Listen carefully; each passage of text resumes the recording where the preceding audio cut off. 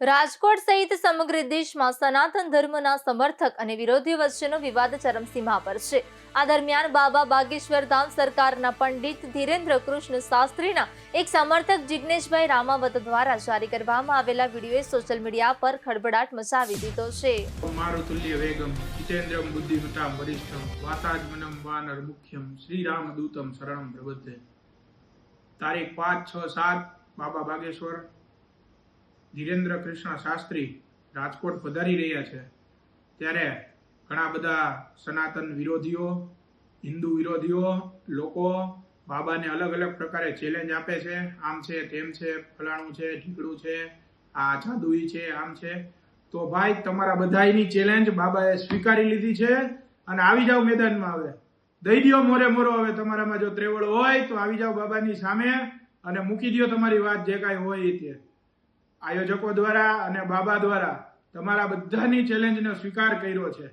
અને રહી વાત જે બધા વિરોધ કરે છે એની, તો હું તમને લોકોને બીજું એક કહી દઉં કે જ્યાં માદળિયા બંધાય છે, જ્યાં લોટ બાંધવાથી આ ફલાણું દૂર થઈ જાય છે, જ્યાં ક્રોસ અડાડવાથી સાચું થઈ જાય છે, શરીરમાં જે અચેતન હોય છે એ ચેતનમાં આવી જાય છે, એની આંખો સાજી થઈ જાય છે, આવું બધું થાય છે, ત્યારે તમે બધા ક્યાં જાઓ છો?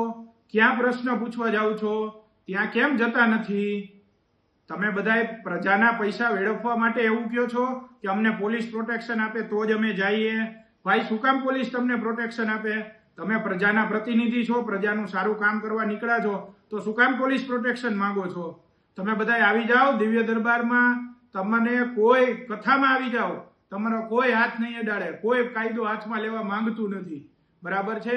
પણ હા, જરૂર તમે સનાતન વિરોધીઓ છો, તમે હિન્દુ વિરોધીઓ છો, તમને અગાઉ પણ મેં કીધું હતું અને હજી પણ હું કહું છું, ચેતવણી સમજો તો ચેતવણી, ધમકી સમજો તો ધમકી, અને મારો આગ્રહ, નમ્ર વિનંતી સમજો તો વિનંતી, બરાબર છે? હિન્દુ ધર્મના વિરોધમાં, સનાતનના વિરોધમાં કાર્ય કરવાનું છોડી દો।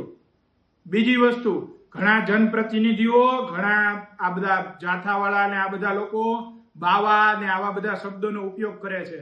ભાઈ, આ શબ્દોનો ઉપયોગ રહેવા દો, આ શબ્દોનો ઉપયોગ બંધ કરી દો। આગળ જતા આના ઉપર પણ હું કાર્યવાહી કરીશ અને આગળ વધશી, બરાબર છે? જય સનાતન।